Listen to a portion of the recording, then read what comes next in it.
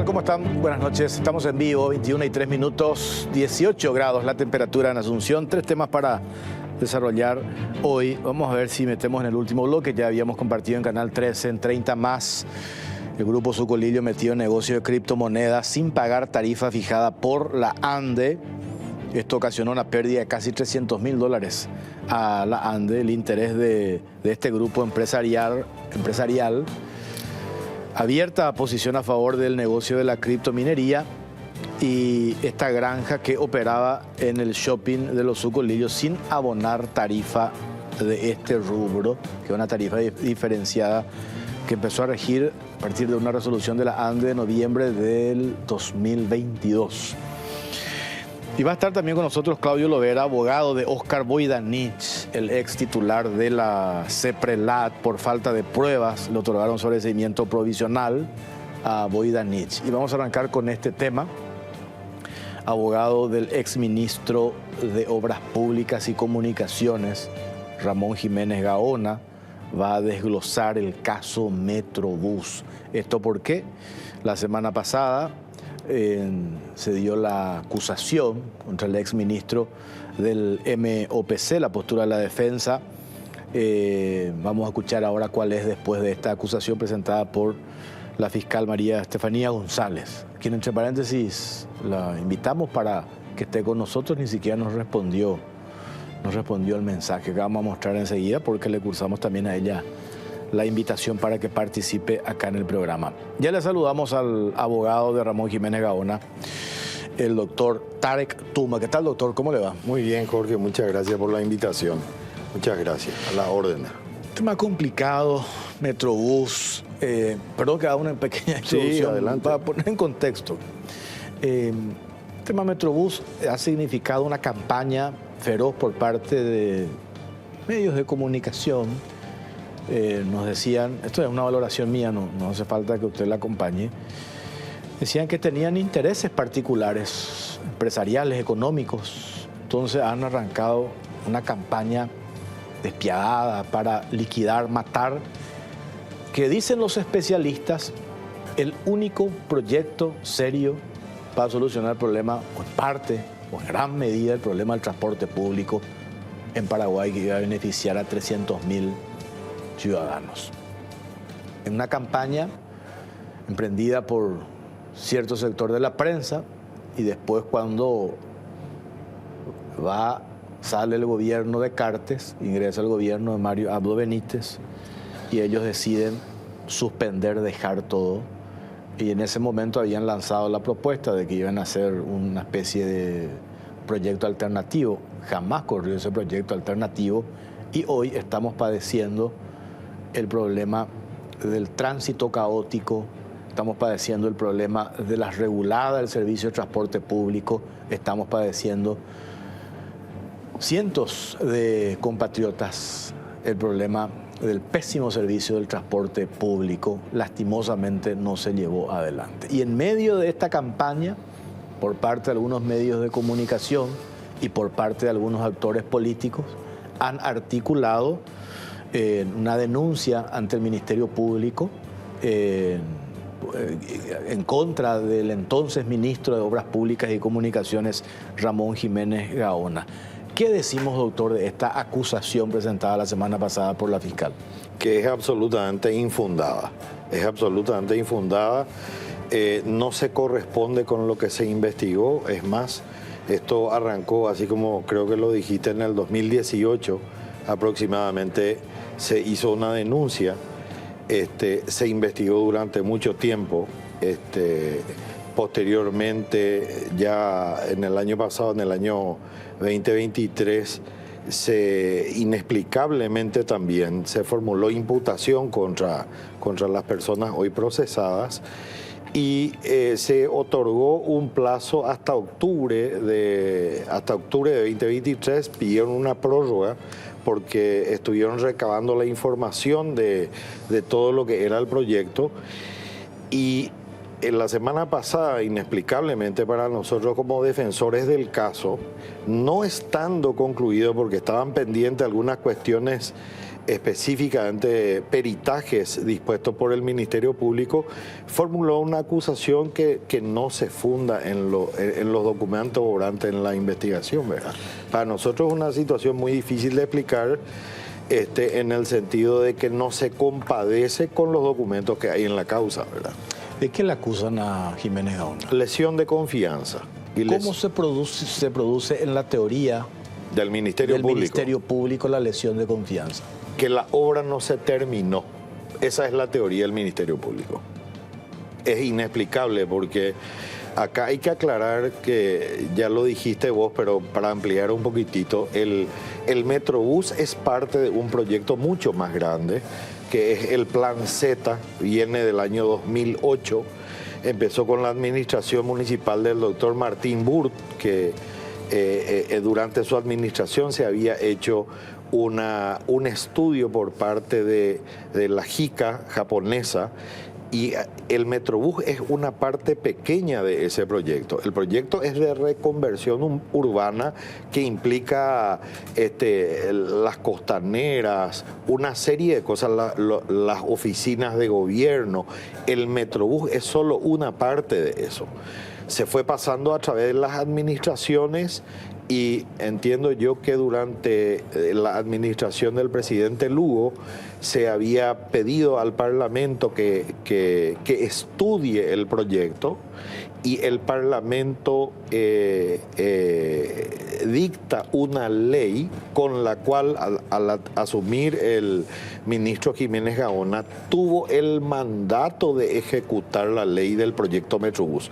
Esto no fue una idea de su administración, viene de mucho antes. Eso es lo inexplicable. Una vez que, te cuento hasta llegar al punto que me preguntaste, una vez que él toma la administración, durante los 5 años, él licitó, construyó y entregó el proyecto a la siguiente administración en un 18%. 18% de la obra se ejecutó. El motivo por el cual no se siguió la obra es un motivo que escapa a nuestro conocimiento, ¿verdad? No, motivo político. Eso ya... Es un motivo político, ¿no? Sí. Pero el hecho punible, sí, lesión de confianza. Cuando hablamos de lesión de confianza, se tuvo que haber generado un daño patrimonial. Absolutamente. En la tesis del Ministerio Público, ¿dónde se genera el daño patrimonial? En que la obra no se concluyó. Pero ¿a quién se le perjudica? Y supuestamente, para decirlo de una forma simple, el Ministerio Público sostiene que porque no se concluyó la obra, eso es el daño patrimonial. Se pagó por algo que no está funcionando.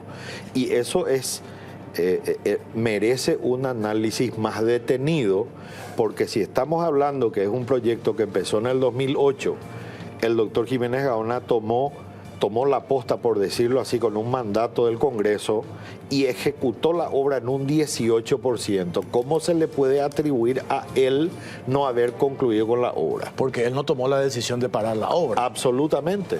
Y es una cuestión que escapa a su decisión, la continuidad al frente de ese ministerio para darle seguimiento a esa obra. Absolutamente, así es. Está en la acusación, se pone el monto, se cuantifica el daño. Y bueno, se habla de varios montos. En realidad no está muy claro el daño atribuido. Justamente ese es otro de los problemas con que nos encontramos. Si vamos a hablar del proyecto en general, no puede atribuirse el precio del proyecto en general a una administración que ejecutó el 18% de ese proyecto. Durante esa administración se pagaron, entiendo yo, que más o menos 20 millones de dólares, de los cuales se recuperó, ya sea por las pólizas de seguro y por una serie de cuestiones técnicas. Eso está absolutamente, para decirlo así fácil, en caja, ¿verdad? Y las obras se construyeron. O sea, uno transita por el lugar donde fueron las obras. Yo que paso todos los días por ahí y se ve perfectamente todas las obras. Están los alcantarillados, los desagües, la zanja técnica donde circulan todos los servicios. O sea, eso está absolutamente verificable. El Ministerio Público formuló la acusación sin que se determine la correspondencia que hay entre lo que se construyó y se pagó. A ese punto te digo. Es muy llamativo. Por eso le preguntaba, ¿se cuantifica el daño? ¿No? Es que no se puede cuantificar porque, o sea, el Ministerio Público no lo va a poder hacer porque lo que efectivamente se pagó, se construyó porque eso está absolutamente documentado todo, inclusive con tomas fotográficas y filmaciones, en el sentido de que, para que se entienda un poquitito y para que entienda la gente, ¿verdad? Cuando se hace un pago, ese pago antecede al pago, a cada pago, todo un proceso de verificación en donde hay diversas unidades que entran a valorar si corresponde o no corresponde, el trabajo se hizo o no se hizo. Hay fiscalizaciones en cada uno de los pagos y lo más importante de todo, en cada pago realizado en la administración del doctor Jiménez Gaona, cuenta con la no objeción del Banco Interamericano de Desarrollo, que es, para decirlo fácil, el dueño del dinero. El dueño del dinero en cada uno de los pagos le dijo: lo que se está haciendo es correcto, pague. Entonces, ¿dónde puede haber daño? Cuando se hace mención a la acusación, se sostiene lesión de confianza, daño patrimonial, se pagó por algo que no funcionó. Sí. ¿Cuánto perdió el Estado? ¿Perdió el Estado? Es que no perdió el Estado. Entonces, ¿dónde está el daño patrimonial? Y es una buena pregunta, es una buena pregunta. Yo, sobre el tema, y para poder explicarlo fácil, para equipararlo a un proceso de homicidio, ¿verdad? Para hablar de un homicidio hay que tener un certificado de función de una persona, o si no, no podemos hablar de eso. En este caso debería haberse acreditado a través de una imputación contable en el balance del Ministerio de Obras Públicas o del Estado o algo similar, cosa que no hay. Es más, hay todo lo contrario. Todos los documentos dicen que se pagó correctamente todo. Es más, cada ejercicio del ministro fue verificado por el Tribunal de Cuentas y el Tribunal de Cuentas aprobó los 6 años de gestión del ministerio del doctor. Entonces, ¿cómo puede haber un daño patrimonial? Y ellos sí revisaron las cuentas, cada una de ellas, cada uno de los pagos. ¿Ustedes quieren ir a juicio oral? Mis defendidos, no, yo sí, me encantaría, porque nos vamos a encontrar con que no hay un muerto, ¿verdad? Claro. Yo siempre suelo, corregime si me equivoco, sí, doctor, suelo decir, cuando ustedes los abogados hablan de las acusaciones infundadas. Así es. Yo digo, el terreno ideal para hacer pelota la imputación. Así es. Es el juicio oral. Así es. Y le deja hablando pavada al fiscal o la fiscal que elaboró y que planteó la acusación, y hacer pelota la tesis construida, la hipótesis construida, los elementos objetivos que pudieron haber recabado en ese proceso de la investigación. Es así. Pero generalmente los acusados no quieren llegar a esa instancia porque hacen una relación. Dice, si ya llegamos a esta instancia, quiere decir que la suerte ya está echada. Así es. Entonces ese es el temor que se tiene, ¿verdad? Es así, y te voy a salir un poquitito en mi rol que me pusiste de solo abogado y me voy a poner en el rol de ciudadano, ¿verdad? Yo, como muchos otros colegas, pasé muchas veces por todo esto y realmente, si voy a pensar desde mi punto de vista, me encantaría irme a un juicio oral así, ¿verdad? Pero desde el punto de vista ciudadano, no, porque todos estos casos, que este caso yo también lo equiparo al caso, a muchos otros casos, pero para citar uno, el caso de Ucao Bolaños, ¿verdad? en donde el propio Ministerio Público genera una expectativa que no es tal. No se puede sostener este caso Metrobús a lo largo del proceso, con lo cual le genera a la gente, al paraguayo, una duda de si el sistema judicial funciona o no. ¿Para qué vamos a llevar un caso como este, que en realidad no, en un análisis primigenio, no pasa lo que vos preguntaste? ¿Hay un daño patrimonial? No hay. ¿Para qué vamos a irnos a un juicio? ¿Por qué no nos ocupamos de casos que ameritan investigar? Hay muchísimos casos que ameritan. Muchísimos casos. El sistema de justicia está colapsado con muchos casos, muchos de ellos con argumento y fundamento, pero también hay estos casos que, vos lo dijiste al comienzo, se politizaron de alguna o de otra forma, ¿verdad? Obedecieron a momentos políticos y sobre pretexto de esas riñas políticas o mediáticas o lo que fuere, se crea una expectativa en la gente de que con esto se va a hacer justicia, que el Estado paraguayo va a recuperar algo. No se va a recuperar nada si no hay un daño patrimonial. Eso es lo triste, ¿verdad? Estas son las causas que se construyen a partir de las presiones mediáticas y políticas, que en algunos casos pueden existir sobrados elementos y razones, pero en otros casos no. Porque acá hay una cuestión básica. Básico. De sentido común. Absolutamente. De sentido común. A menudo escuchamos en grandes titulares que te hablan el gran negociado del Metrobús. Y suena fuerte. El negociado, alguien tuvo que haber llevado algo. La plata, Sí. Tuvo que haber ganado y ahí alguien tuvo que haber perdido. Ahí te ¿Y dónde quiero nos interrumpir. interesa a nosotros? Cuando el Estado perdió. Sí. Y por eso yo pregunto acá, ¿el Estado perdió? No perdió porque Con la póliza se recupera. con la póliza se recuperó el dinero. ¿Y dónde está entonces? Y el resto está construido, ¿verdad? Esa es una obra que yo lo digo así, yo no soy nadie para opinar sobre la construcción de la obra, pero para mí esa es una obra fundamental para nuestro país. Nosotros vivimos todos los días, circulamos por las calles de nuestro país y nosotros no tenemos, como tienen otros países, la posibilidad de tener un metro. Creo que hay problemas técnicos para tener un metro. El Metrobús, que funciona perfectamente en muchísimos países, Curitiba es un ejemplo clarísimo, facilita completamente el tránsito por la ciudad, ¿verdad? Y esa es una obra que se desarrolló durante el periodo de tiempo que estamos hablando y se paró por otros motivos que yo desconozco, ¿verdad? A lo mejor la Fiscalía debía haber investigado por qué se paró la obra, pero tampoco se investigó, ¿verdad? O en todo caso, si existía alguna fundamentación técnica, No la hay. jurídica para la suspensión de la obra. No la hay. Hoy yo te digo, doctor, esa suspensión de la obra es una decisión política.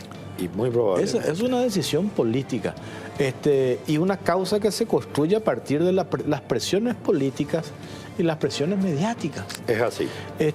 Porque si en la acusación de la... Por eso a mí me hubiese gustado tenerla la doctora María Estefanía González.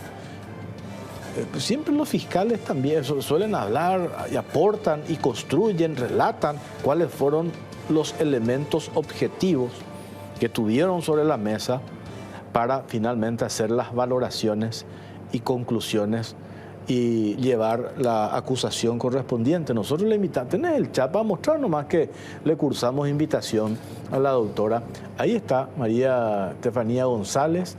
Le escriben desde la producción ayer de la Caja Negra, dice: buena fiscal, ¿cómo está?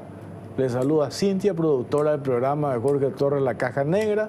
Queremos invitarla al programa de mañana, 21 horas, en Unicanal, para hablar sobre el caso del señor Jiménez Gaona, lo que se pueda decir. Pues decimos los fiscales, dicen hasta dónde.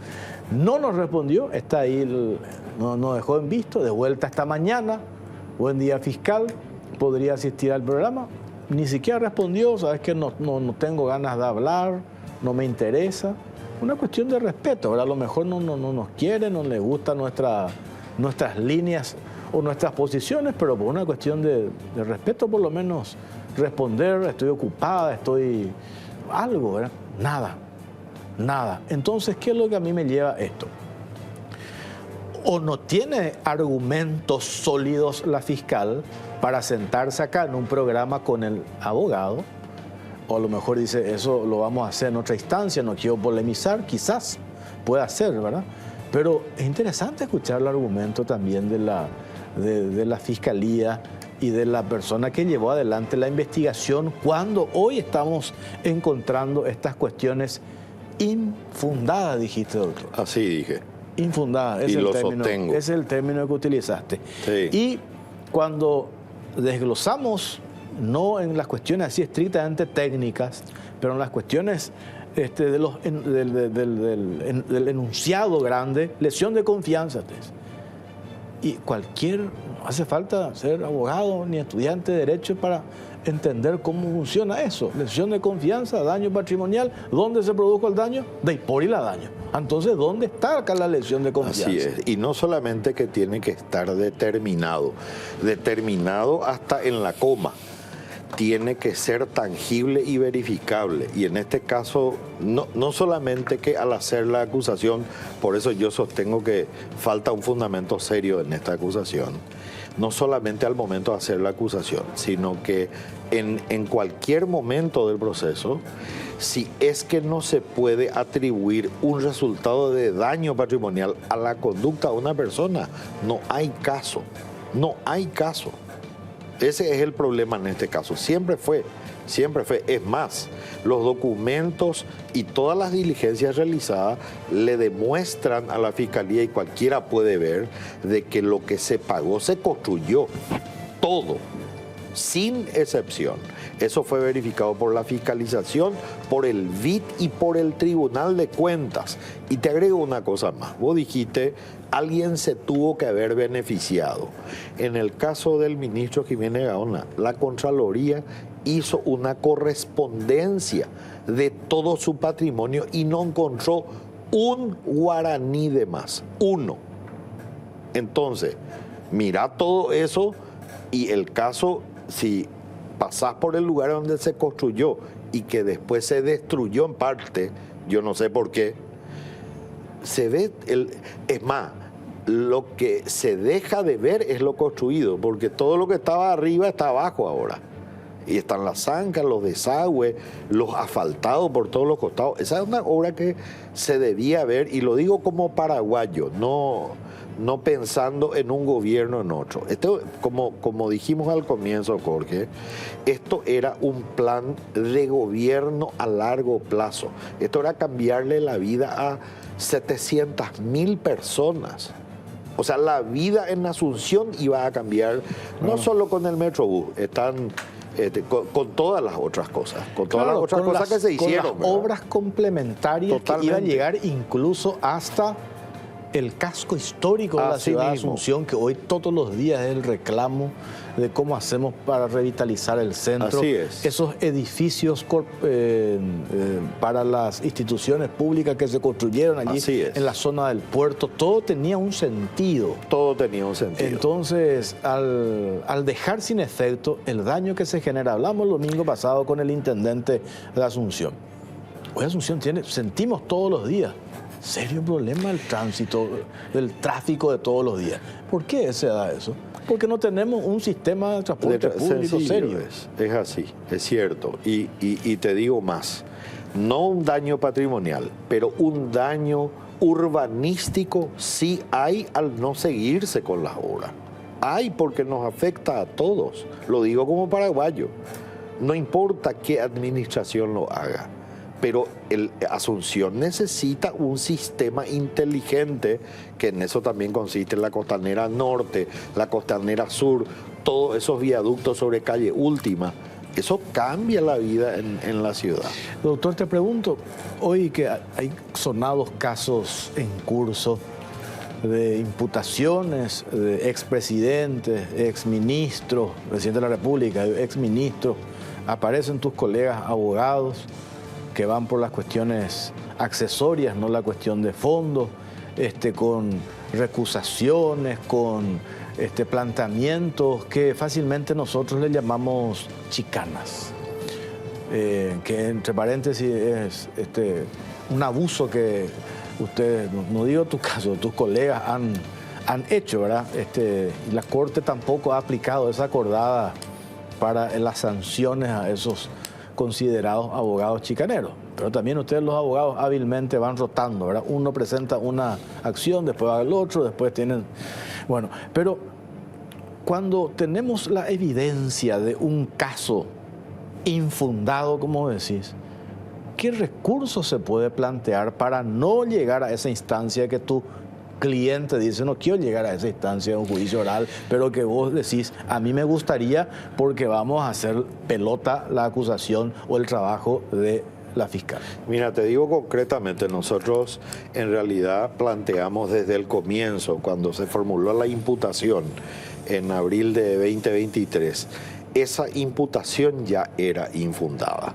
Ya era infundada porque lo que hacía era describir cargos de cada persona. O sea, decía, fulano de tal era ministro, fulano de tal fue director del proyecto, fulana de tal hizo tal cosa, y no se concluyó con la obra. Y el proyecto era un proyecto que no era viable, cosa que no se le puede atribuir a ninguno de ellos. No se liberó la franja de dominio, cosa que no se le puede atribuir a ellos. No se respetó cuestiones técnicas de la parte hidrológica, porque el retorno del agua era de 5 años, 10 años, una discusión que no se le puede atribuir, en este caso, a un ministro, que en el caso particular de él es un economista, él no es un ingeniero, él no es el que hace el proyecto, él no es el que aprueba el proyecto. ¿Cómo le vas a atribuir eso a una persona que está completamente ajena a algo que está hecho por otras personas? Nosotros desde ese primer momento planteamos un recurso que hoy en día está en estudio en la Corte Suprema de Justicia, que está pendiente de resolución, ¿verdad? Pero como el doctor Jiménez Gaona nos pidió por una cuestión de él, particular de él, en todo momento nos pidió colaborar con la investigación, nosotros dejamos que la Fiscalía avance pensando de que iba a ser lo correcto, que en este caso no fue así, ¿verdad? El caso que tenemos ahora es que estamos ya en otra etapa y bueno, iremos a plantear lo que corresponda ya a los jueces, ¿verdad? Ya no en la Fiscalía, te voy a decir.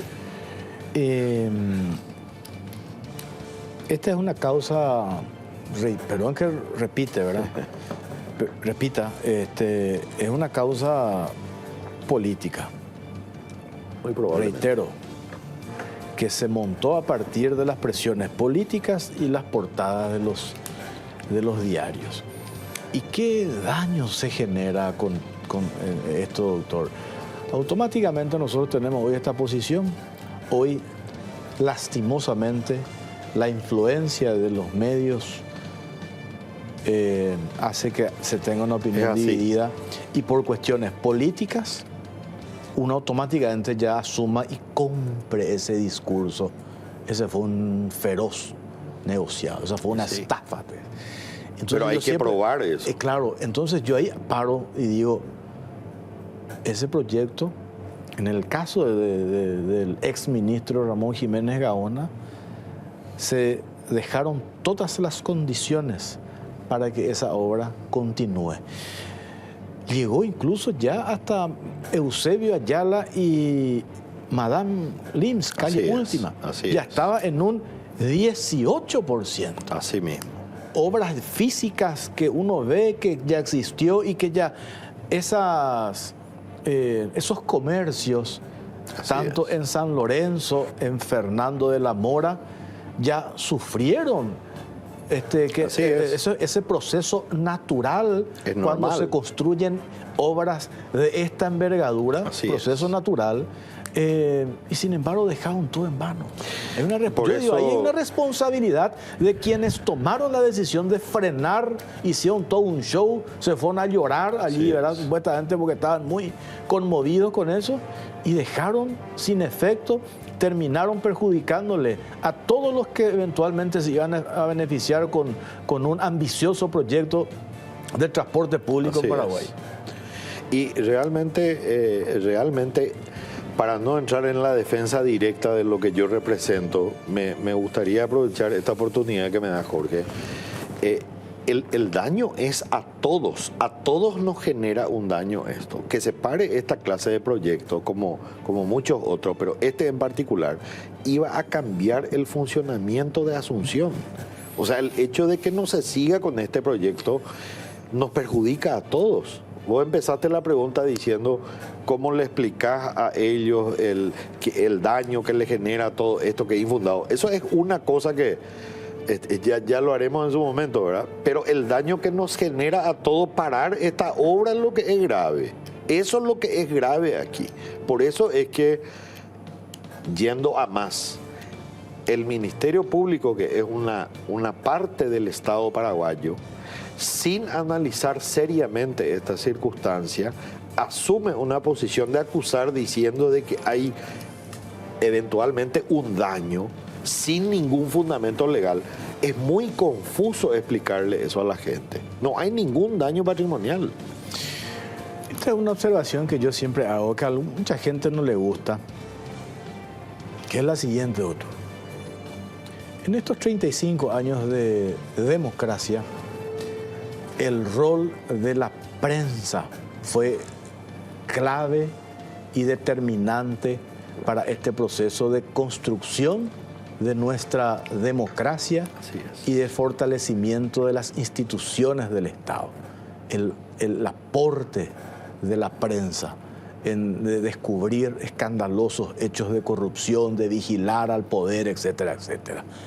Pero también hay que decir, doctor, que la prensa fue responsable de boicotear varios proyectos Es por cierto. intereses políticos e intereses particulares económicos de los dueños de los medios de comunicación. Y siempre pongo como ejemplo, si nosotros dependíamos de este medio de comunicación, el Grupo Sucolillo, el diario ABC Color, ni siquiera íbamos a tener las obras de la avenida Madame Lynch, que hasta ahora ese grupo empresarial le sigue recordando y dando palos a la familia Díaz Benza, a don Enrique Díaz Benza, EDB Construcciones, hasta ahora. ¿Y por qué se desató eso? Explica el ingeniero Díaz Benza por una apetencia voraz empresarial del fundador de ese grupo empresarial. Y ahí tenemos lo que hoy estamos padeciendo con nuestro aeropuerto internacional Silvio Pettirossi. La semana pasada no funcionó el aire acondicionado, un escándalo, la gente allí sufriendo. Tuvimos la oportunidad a través de la figura de la alianza público-privada de llevar adelante la construcción de un nuevo aeropuerto y un conocido publicista le lleva de la mano al que estaba ya para construir esa obra y se reúne con el dueño de ese grupo empresarial y quería, lo dice el empresario, no estoy inventando, doctor, quería el 50% de participación de esa obra. Le dijeron, vamos a darle 30, no, 50. No se pusieron de acuerdo y empezaron una campaña despiadada y mataron y hoy no tenemos nuestro nuevo aeropuerto. Y si seguíamos esas denuncias o esas campañas, no íbamos a tener superviaducto. No íbamos a tener superviaducto. Lastimosamente, a pesar de esas campañas, se arrancó y se avanzó en un 18% el proyecto Metrobús. Lastimosamente se va el gobierno que estaba llevando adelante. Viene un gobierno con sed de venganza política y frena este proyecto y hoy estamos en esta situación donde padecemos finalmente los paraguayos, padecemos los ciudadanos las consecuencias. Y hoy ese mismo medio de comunicación, con justa razón, pone en portada la pésima situación del transporte público hoy en Paraguay. pero fueron responsables de haber boicoteado un ambicioso proyecto que iba a beneficiar a miles de paraguayos. Doctor, vamos a seguir con ¿qué se viene ahora? ¿Qué van a hacer? Procesalmente, digo. No, y procesalmente vamos a hacer los planteamientos que correspondan. Me gustaría no adelantar un poquitito, pero sí te digo que la acusación y la investigación llevada a cabo por la Fiscalía no resiste el más mínimo análisis, ¿verdad? O sea, la primera pregunta no pasamos. ¿Hay daño patrimonial o no? Claro. ¿Se pudo determinar? Esa pregunta no vamos a pasar, ¿verdad? Ni siquiera entrando a analizar conducta de personas en concreto. Claro. Si hay un daño patrimonial, ¿cuál es el daño? Que no se culmine la obra. Eso es lo que pasa, lastimosamente, y es una interpretación muy simplista, el hecho de decir que una obra no concluida representa un daño patrimonial. Daño patrimonial no es un daño a la ciudadanía que no se haya terminado la obra, porque la ciudadanía es la que no se beneficia con eso que iba a representar la culminación de la obra. Lo que pasa es que a la gente que yo represento entregó su mandato, el mandato de 5 años, y después, bueno, por el motivo que fuere, desconozco yo el motivo en realidad, ¿verdad? Pero eso, para ir más lejos, si la Fiscalía tiene la tesis de que no se culminó la obra y que eso es el daño patrimonial, ¿por qué no investigó por qué no se culminó la obra? ¿No se investigó? Sí. Doctor, gracias por su tiempo, muy amable. No, por favor. Tarek Tuma, abogado de Ramón Jiménez Gaona, exministro de Obras Públicas y Comunicaciones. Hacemos una pausa a la vuelta. Va a estar con nosotros el doctor Claudio Lovera, abogado de Oscar Voidanich, ex titular de la CEPRELAT. Pausa, ya venimos.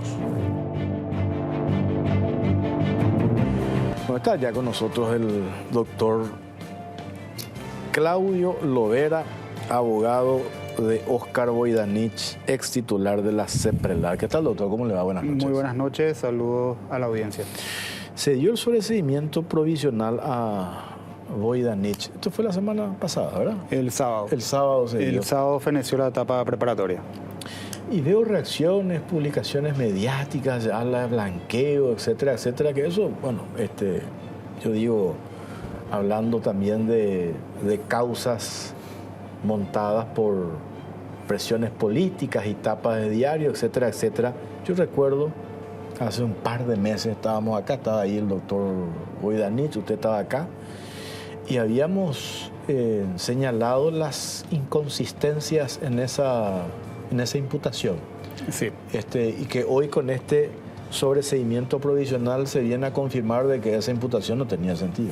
Efectivamente. De hecho, hay un punto en el que actualmente estamos de acuerdo con el Ministerio Público. No existen elementos, no se recopiló elementos, que es lo que habíamos preanunciado en aquella oportunidad que tuvimos en el programa, elementos que indiquen que Oscar Voidanich realizó alguna conducta punible en el contexto del ejercicio de sus funciones en la CEPRELAT. Es lo que se confirma hoy con la conclusión a la que arribó el Ministerio Público. Y bueno, y el Ministerio Público en su requerimiento lo que suma a esa conclusión, ante la ausencia de elementos para un enjuiciamiento público, porque es un estándar superior al de la imputación, suma una lista de eventuales diligencias de investigación que a criterio de dicha institución permitiría profundizar estos aspectos. Pero resulta una cuestión sumamente clara y confirma lo que habíamos señalado en aquella oportunidad. Dentro de la hipótesis del Ministerio Público no pudo concretar lo siguiente: que Oscar Voidanich o alguien al interior de la CEPRELAT en aquella época haya realizado alguna conducta que tenga por finalidad permitir a Darío Messer evitar respecto a bienes en concretos o el secuestro o el comiso de esos bienes. Por el contrario, lo que confirma esta conclusión del Ministerio Público es lo siguiente: para que se pueda siquiera hablar en concreto de un hecho punible en un caso como el que la Fiscalía en su hipótesis inicial sostuvo, tendríamos que poder afirmar de que por casualidad, pese a eventuales conductas dentro de la CEPRELAT, por una mera casualidad se logró comisar los bienes de Messer. Es decir, eso significa un riesgo en concreto. Pero el problema es el siguiente: los embargos, secuestros y finalmente comisos se obtuvieron sobre la base del informe de la CEPRELAT, es al revés. Entonces eso es lo que hace girar la ausencia de mérito en este caso.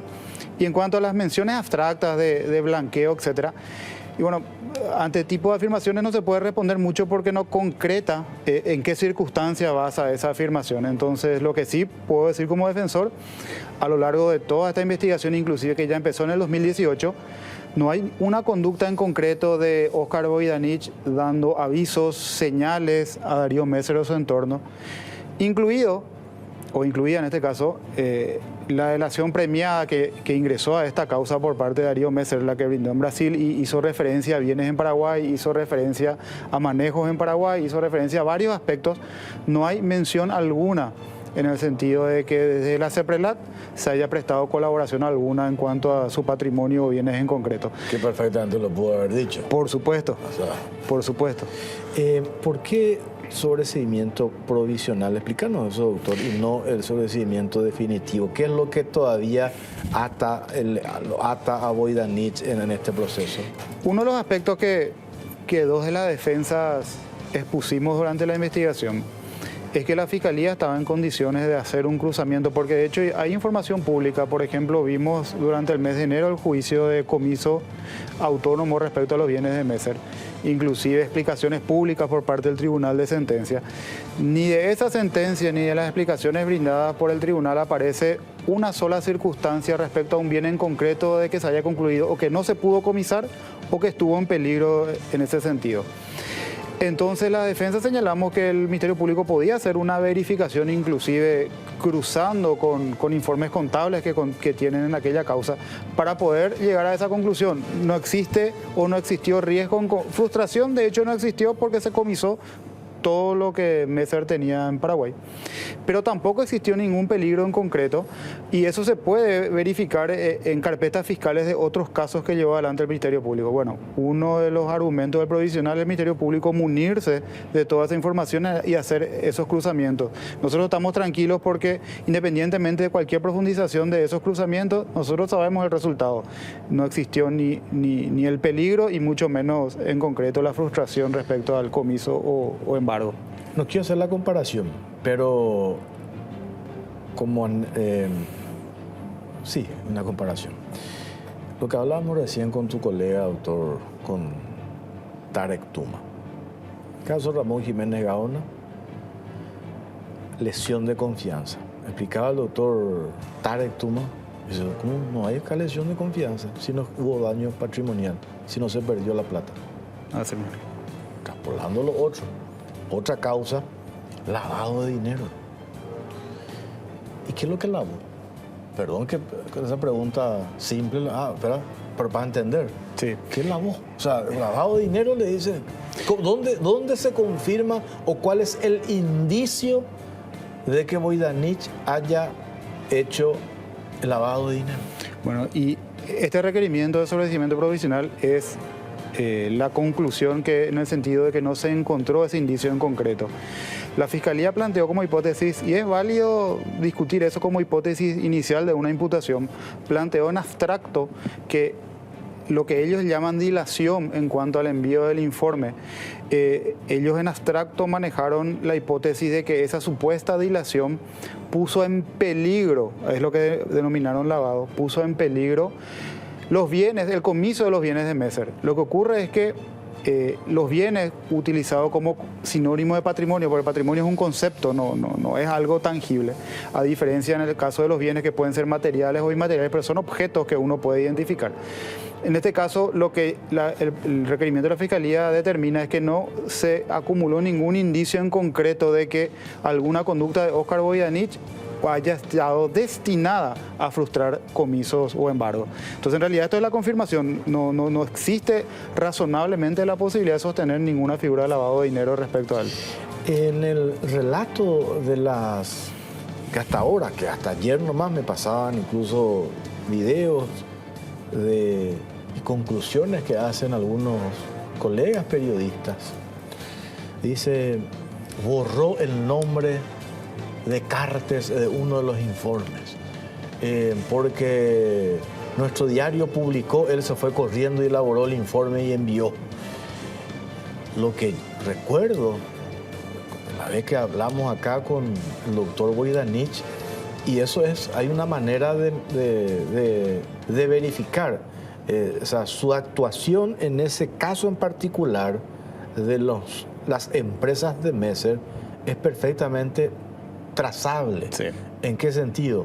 De la forma en que en general actúa la CEPRELAT ante los reportes de operaciones sospechosas, esas divisiones que se hacen en lo más grave, medio o no, que tiene una explicación técnica eso, en qué momento se envía a inteligencia financiera, en qué momento se envía a la fiscalía, etcétera, etcétera, en qué momento aparece el nombre de Messer, porque en los primeros reportes de operaciones sospechosas salía el nombre de la empresa. Salía el nombre, no decía en esos rolos, decía Darío Messer propiamente. Esa ya es una interpretación que se hace, que hacen algunos medios de comunicación, de que se borró el nombre, que ignoraron. Todo eso es trazable. Está eso. Hay una manera, no sé si el término es trazable, pero de verificar, digo, doctor. No, y el término es trazable y dividido en dos partes la respuesta. Para cualquiera que quiera discutir con seriedad el caso, y lo podemos hacer, y siempre estoy abierto a las invitaciones para poder debatir, partamos de lo que es objeto de investigación, de lo que el Ministerio Público concretamente sostuvo como hipótesis. Hoy en día no encontró méritos para la acusación. En el propio requerimiento de sobreseimiento provisional de la Fiscalía, y invito a quien le interese el caso, puede ir a la página 10 bajo el subtítulo Análisis Jurídico y Fundamento del Requerimiento. En el primer párrafo va a encontrar el objeto de lo que fue la investigación del Ministerio Público y el objeto de su conclusión. Dentro de ese objeto no hay ninguna hipótesis de borrar el nombre de alguien ni de suprimir, etc. O sea, eso estuvo descartado desde el inicio. Cualquier mención en ese sentido es solamente una mera especulación. O sea, basémonos en el requerimiento del Ministerio Público. Entonces, eso está fuera de discusión. Ni siquiera ya va a ser objeto de un provisional, está descartado en el contexto de la investigación. En la segunda parte de la respuesta, sí es trazable, porque en materia de elaboración de un informe de inteligencia financiera pasa por diversas etapas, varias de las cuales no participa el señor, o en este caso el encargado de la CEPRELAT, en su momento el señor Voidanich. Y en todos esos pasos, inclusive hay informes generados ya con otras administraciones de la CEPRELAT, donde ellos exponen periodos de tiempo, por ejemplo, en otros casos similares, y este caso no escapa a ese tipo de procesamiento. También se puede encontrar, por ejemplo, se brindaron declaraciones de las diferentes etapas que fueron transcurriendo. En ninguna de estas etapas surge ninguna instrucción de Voidanich en el sentido de dilación como sospechó el Ministerio Público en ese momento. O, por ejemplo, etapas en las cuales está un borrador y en el mismo día o al día siguiente se envía a otra área. Eso no tiene lógica en un proceso de dilación. Luego pasa en otra área el tiempo que esa área estimó como pertinente para analizar junto a otros casos, y gente de esa área no está imputada. Es decir, no se consideró esos meses como parte de una dilación. Entonces no tiene coherencia el relato de hacer una afirmación de dilación. Y otro aspecto también relevante, cuando llega el momento de actuación de Óscar Voidanich, se corroboró en la carpeta fiscal que en los momentos de actuación de él era empujando el proceso, no reteniendo los pasos. Incluso te doy el ejemplo, él estuvo ya desde febrero del año 2000, en este caso 2018, estuvo con inconvenientes graves de salud, inclusive no estaba ejerciendo la función. Él ingresa a una internación delicada el 5 de marzo por cuestiones cardíacas que lo llevaron a cirugía en junio del 2018, cardíaca muy complicada. Ya no estaba ejerciendo funciones en la CEPRELAT. Marzo, internación, reposo, recaída, una nueva internación grave por este cuadro de salud cardíaco. El señor Voidanich, ese reposo lo levanta el médico el 14 de abril, día sábado. Domingo 15, lunes primer día hábil de retorno a la oficina, él firma el informe. Y a las 8:30 de la mañana del 17 estaba en fiscalía.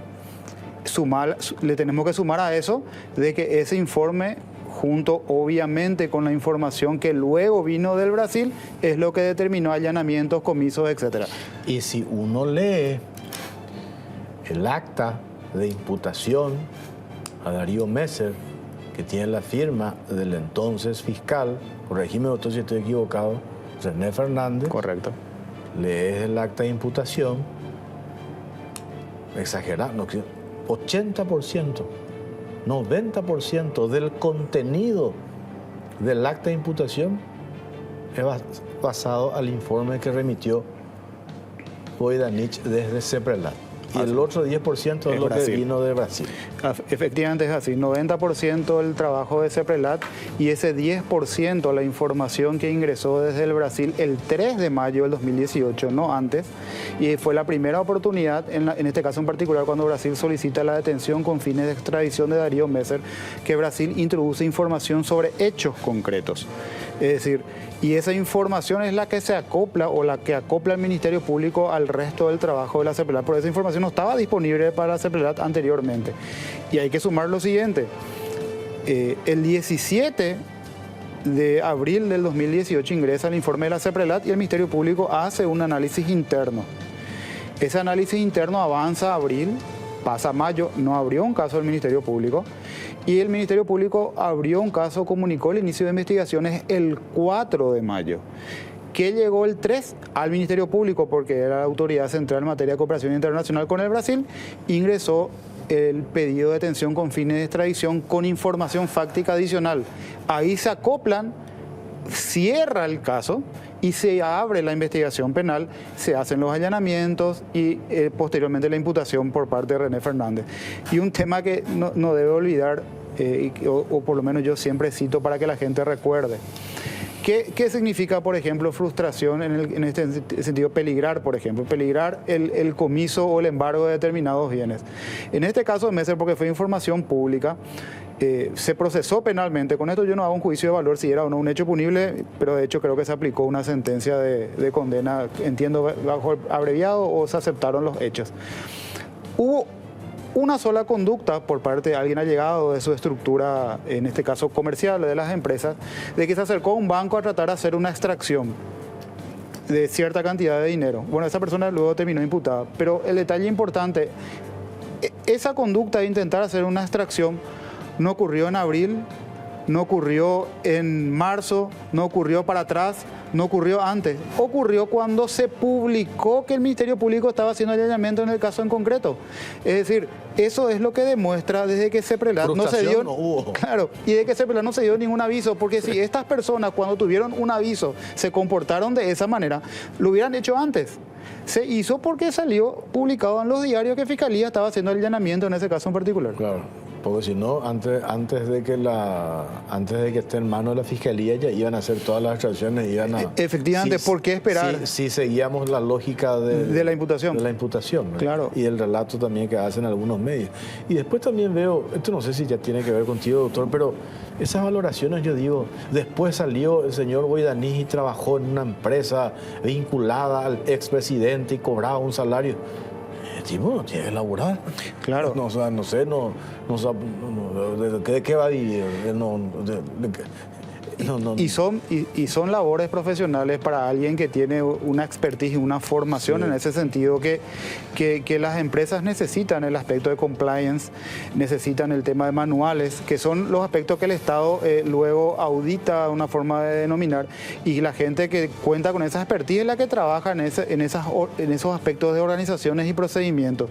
Ese es el servicio profesional que prestó Oscar Voidanich. Y por el cual usted no pero por supuesto, cobrar, ¿verdad? Pero por supuesto, y elaborar manuales, procedimientos, etcétera, no pasa por el tema de manejo de información concreta de determinado caso, sino pasa por una labor profesional que alguien que tiene expertise y formación a lo largo del tiempo en ese sentido está en condiciones de realizar. Para cerrar, doctor, ¿qué es lo que se viene ahora procesalmente con el caso Voidanich? Procesalmente se viene la audiencia preliminar. En esa audiencia preliminar, en este caso en particular, el juez penal de garantías debe hacer un análisis del requerimiento del Ministerio Público Público y en ese contexto tomar la decisión o hacer lugar al sobreseimiento provisional o en su caso, dependiendo de los planteamientos de las defensas, discutir la posibilidad de un sobreseimiento definitivo, que por el mérito y por lo que presentó el Ministerio Público, insisto, hay un aspecto que compartimos, la labor de recolección de información, y es bueno aclarar, esta es una labor de recolección de información del Ministerio Público que la viene realizando desde diciembre del 2018. Es decir, no se trata de un caso de que solamente hace, en este caso en particular serían 10 meses que la Fiscalía está investigando a Óscar Voidanich. Esta investigación ya lleva más de 5 años. Y la conclusión es que en 5 años no se pudo reconstruir una conducta punible por parte de esta persona. Yo creo que esa es una información no menor, ¿verdad? En 5 años no se pudo... Así mismo. No se puede afirmar que Óscar Voidanich haya realizado un hecho punible en el contexto de estos hechos investigados. Y son 5 años, no son 10 meses ni 6 meses. Bueno, doctor, gracias por su tiempo, muy amable. Gracias por la invitación. Nosotros hacemos una pausa. A la vuelta vamos a hablar de esto que habíamos anunciado, que ya adelantamos también en otros espacios periodísticos. Esta empresa que fue descubierta de que en un shopping operaba con la criptominería y generó un daño a la ANDE, un perjuicio por valor de $300.000. A la vuelta de la pausa, ya venimos. Bueno, tenemos este informe. El Grupo Sucolillo, metido en negocio de criptomonedas sin pagar tarifa fijada por la ANDE. Veamos el informe.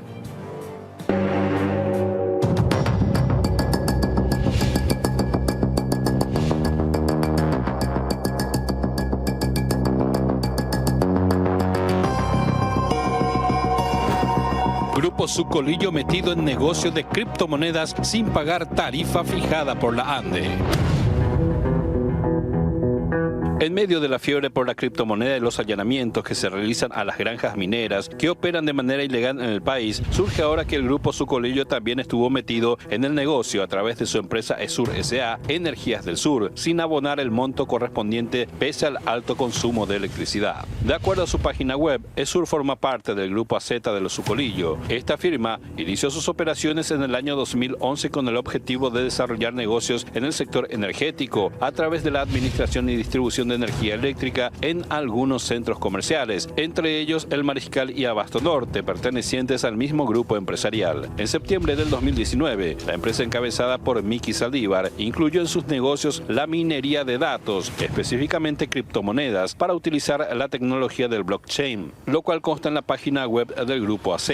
Luego de la pandemia, al registrarse el boom de la criptominería y el alto consumo que conllevaba este negocio, la ANDE comenzó a tomar medidas contra las actividades de las empresas como Esur S.A., que utilizaban mucha electricidad, pero que pese a ello pagaban un módico monto, por lo que fijó una tarifa especial y comenzó a regularizar estos emprendimientos. Fue así que en septiembre del 2023, el Departamento de Gestión de Grandes Clientes de la ANDE remitió una notificación a la empresa Penta S.A. de los Sucolillo, que se encarga del shopping Mariscal, al detectar fuertes indicios de que en el sitio se estaban desarrollando actividades asociadas a la minería de criptoactivos. En esa oportunidad, llamó la atención a la ANDE que la actividad comercial que funcionaba en el lugar bajo la categoría de shopping y edificio corporativo no cuadraba con el alto consumo que registraba en la práctica durante las 24 horas. Este factor hizo presumir que se utilizaba el mismo NIS del centro comercial como pantalla para la actividad de minería, al hacer pasar la elevada demanda eléctrica como una fachada industrial.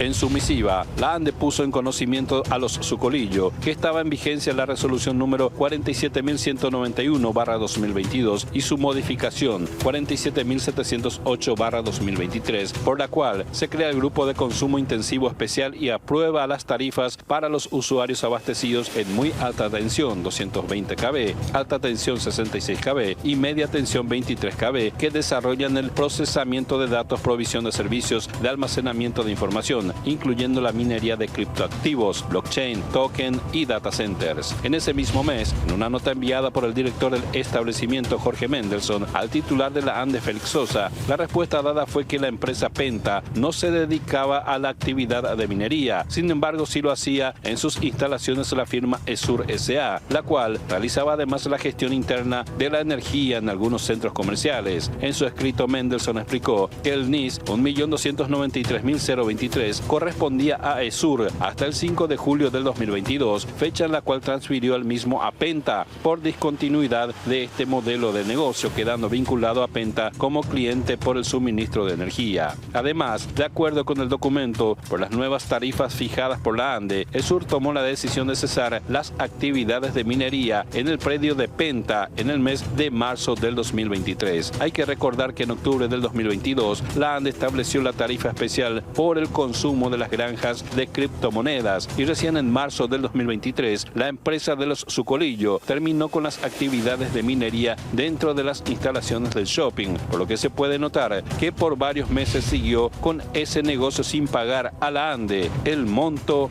que correspondía.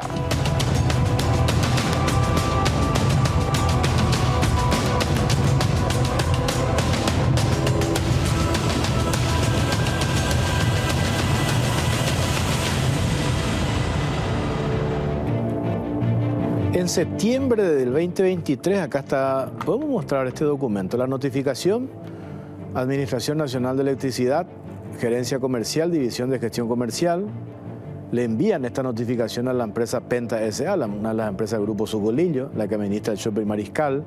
Nos dirigimos a ustedes, dice la ANDE, a fin de poner a su conocimiento que se encuentra vigente la resolución 47191/2022. Este es el que dispone las tarifas para la explotación de la criptominería y su modificación 47708/2023, por la cual se crea el Grupo de Consumo Intensivo Especial y aprueba las tarifas para los usuarios abastecidos en muy alta tensión, media tensión, que desarrollan las siguientes actividades: procesamiento de datos, provisión de servicios de almacenamiento de información, incluyendo minería de criptoactivos, blockchain, token y data centers.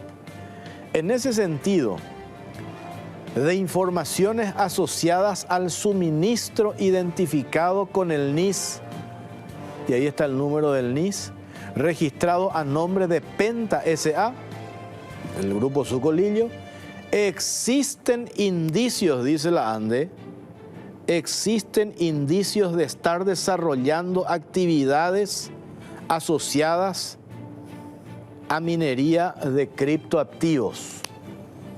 O sea, el mismo NIS del centro comercial, allí la ANDE detecta indicios o señala que hay indicios de estar desarrollando actividades asociadas a minería de criptoactivos. ¿Por qué? Porque el nivel de consumo estaba activo 24/7. En efecto, se le otorga un plazo de 15 días, calendario desde la fecha de la presente notificación, para constituirse en sede de la ANDE, para suscribir el contrato que establece las condiciones de suministro de energía eléctrica a usuarios del Grupo de Consumo Intensivo Especial. ¿Qué quiere decir eso? A partir de noviembre del 2022 hay una nueva tarifa para quienes explotan el servicio de criptominería. Y sin embargo, ellos estaban encima del NIS del shopping de la empresa Penta, el Grupo Sucolillo, desarrollando la actividad de criptominería. ¿Se entiende, verdad?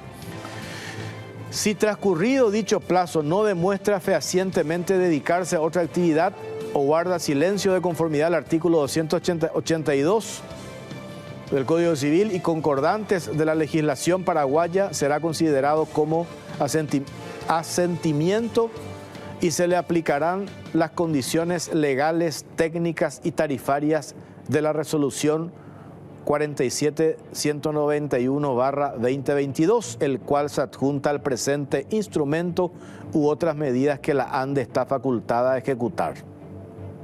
Para cualquier aclaración o para las gestiones contractuales, le invitamos a acudir a la oficina de la ANDE. ¿Qué responde la empresa Penta AZ con una nota Podemos mostrar ese documento que le envían al ingeniero Félix Eladio Sosa Jiménez, presidente de la Administración Nacional de Electricidad, ANDE, referente a esta notificación que acabo de leer. Tenemos el agrado de dirigirnos a usted y a quien corresponda en la ocasión con el debido respeto hacia vuestra persona para de esta manera poner a vuestro conocimiento que la empresa Penta S.A., RUC tanto, a quien corresponde el NIS tanto, tiene como actividad principal las actividades inmobiliarias realizadas con bienes propios, con una diversidad de consumos, aires centrales, patio de comidas, áreas comunes, espacios corporativos y etcétera. Su consumo está sujeto al clima y a la afluencia de personas y no a la actividad de minería porque no la realiza. Pero en el siguiente párrafo, atiendan lo que dice. La actividad de minería era realizada por ESUR S.A. ESUR S.A. en la página del Grupo AZ aparece y está a nombre de Miguel Ángel Miki Saldívar, el esposo de Natalia Zucolillo, la directora del diario ABC Color. Empresa que realizaba la gestión interna de la energía eléctrica en algunos centros comerciales. El NIS tanto que se menciona en el párrafo anterior correspondía a ESUR hasta el 5 de julio del 2022, fecha en la cual transfiere la misma a Penta S.A. por discontinuidad de este modelo de negocio, quedando vinculado a Penta S.A. como cliente por el suministro de energía. Por los cambios presentados en la resolución 47.191/2022 y su modificación en la resolución 47.708/2023, ESUR S.A.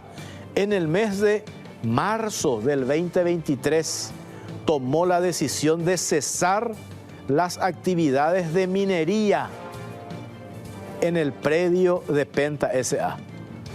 Marzo de 2023, la empresa ESUR S.A. tomó la decisión de cesar las actividades de minería en el predio de Penta S.A., en el predio del Shopping Mariscal. Ponemos a su disposición, si creen conveniente, el contrastador del medidor NIS tanto, donde podrán corroborar esta discontinuidad de ESUR. Adjuntamos la constancia de RUC y la patente comercial. Y la ANDE, vamos a mostrar ahora este informe. La ANDE hace una estimación del perjuicio que ocasionó o la pérdida que ocasionó esta empresa y hace una estimación de aproximadamente $300.000. Este informe vamos a mostrar la vuelta a la pausa. Tenemos una última pausa, ¿verdad? Bueno, pausa, ya venimos.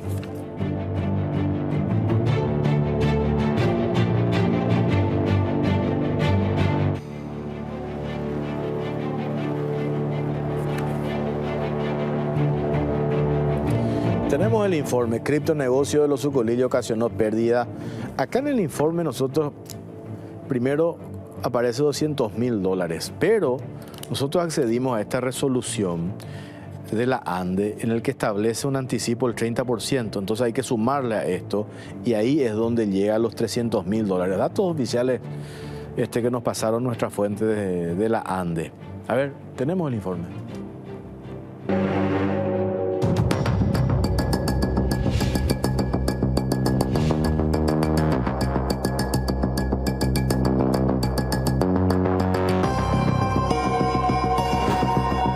Negocio de los Zucolillo ocasionó pérdidas de $200.000 a la ANDE.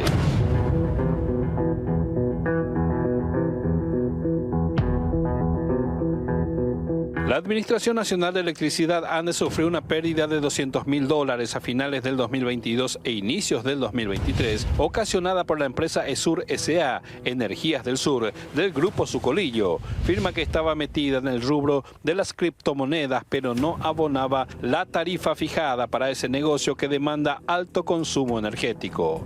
La Caja Negra accedió a datos sobre el consumo de electricidad y el monto abonado por la empresa ESUR S.A. de acuerdo con su NIS 1.293.023. En noviembre del 2022, cuando ya regía la tarifa especial por el consumo de las granjas de criptomonedas, este cliente abonó 291.215.000 guaraníes al seguir en la categoría 412 de menor consumo, cuando en realidad debía figurar en la categoría 912 de consumo intensivo especial en media tensión aplicable a su negocio y tenía que pagar 549.729.000 guaraníes.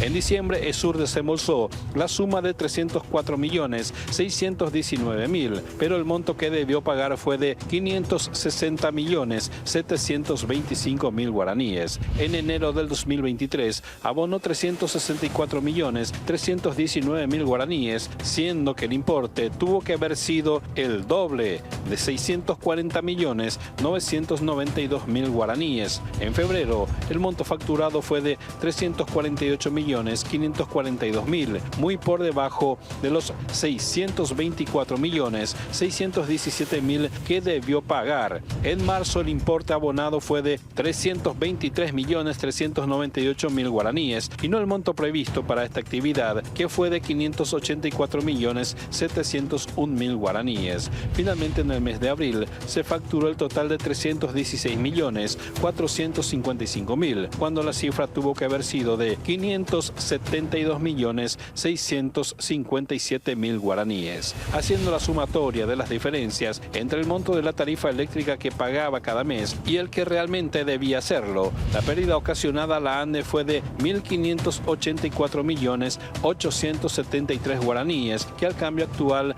da $214.846. En la actualidad, la empresa ESUR S.A. no tiene ningún suministro asociado en el sistema de gestión comercial en estado activo con la ANDE, según confirmaron desde la institución, mientras que su anterior NIS figura a nombre de Penta S.A. del Shopping Mariscal, a través de un contrato en la categoría de media tensión, con potencia de contrato de 2.800 kilowatts desde el 3 de agosto del 2022. De acuerdo con el importe facturado por la ANDE en el 2022, la empresa ESUR registró consumos de entre 650.000 y más de 1 millón de kilowatt-hora, abonando un promedio de 300 millones de guaraníes al mes cuando operaba en el shopping.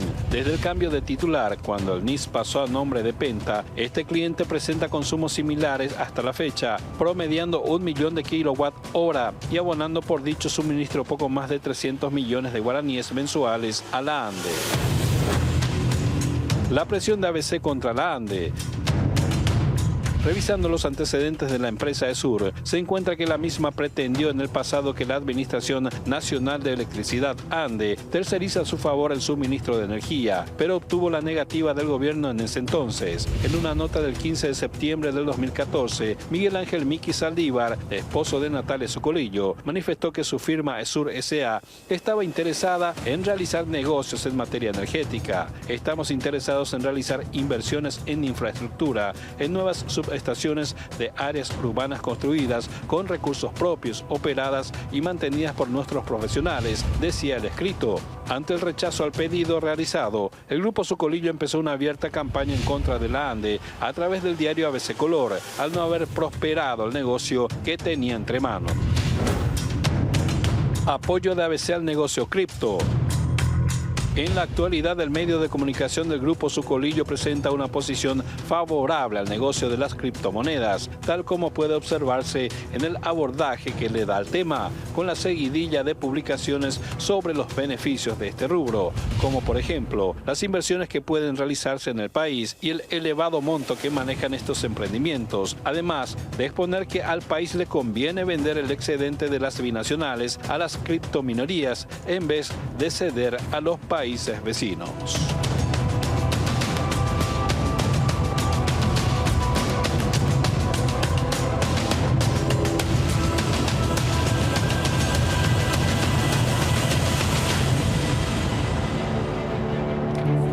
¿Dónde aparece este monto? Podemos poner ese cuadro, los 1.500 millones de guaraníes.